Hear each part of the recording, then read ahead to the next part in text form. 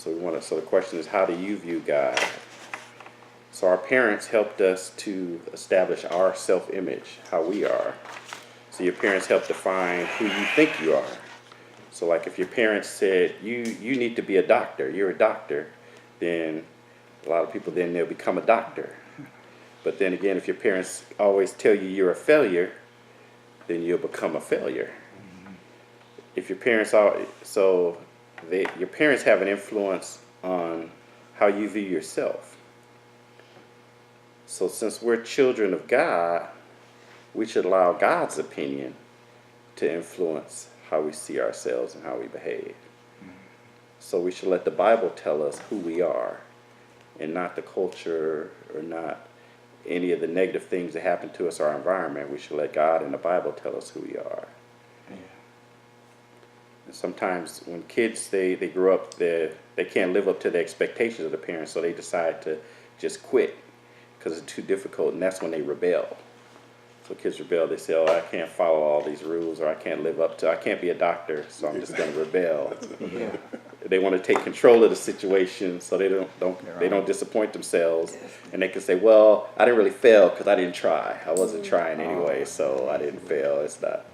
And so that happens in natural, but it also happens with religion.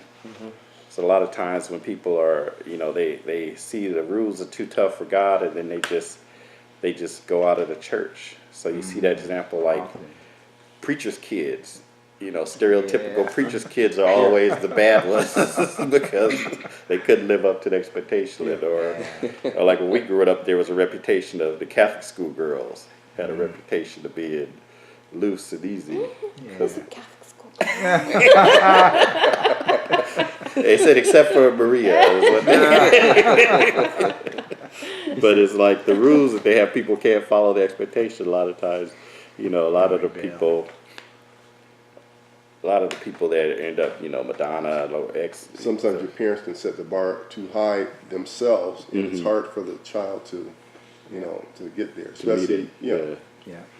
So, and kids just, they say, I'm not even going to try because I'll never do it. Right, exactly. Or they're taking their lives. We're seeing a lot of that. Suicide. Committing suicide. Well, we've had that in like Palo Alto, the junior high and high school kids, a lot of them, because it was gun high and alto high. The pressure to excel. Yeah. Exactly. Yeah, so we want to try to transform into God's image. So children who have good parents, they want to be like their parents. Yeah, so we want to be transformed into the image of God. And but we get transformed into the image of God that we believe God is. So if we see Him as a loving Father, then we love people.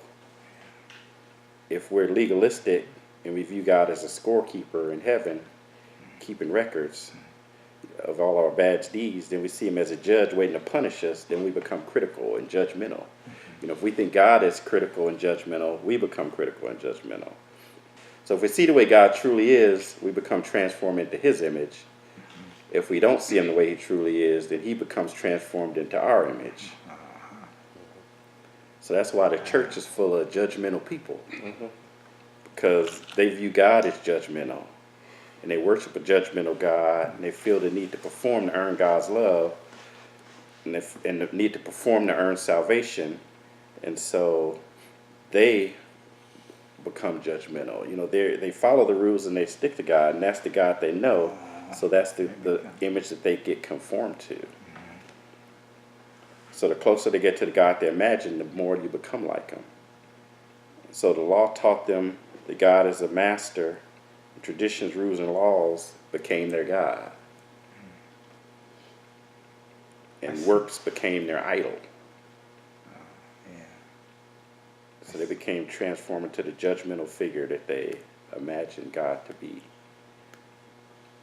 I just want to interject that it's important that parents bring their children up in the way to live, because as you grow older, the world and people and friends and stuff will try to define you. But if you know who you are and in Christ, right, then you're not harmed by people trying to say you're this and you're that. It's like, no, you don't get to define who I am. This is who I am, and firmly be planted in that, and know. Yeah, so we need to accept the God that Jesus told us about. Jesus came to introduce God as a father, to introduce him as our daddy.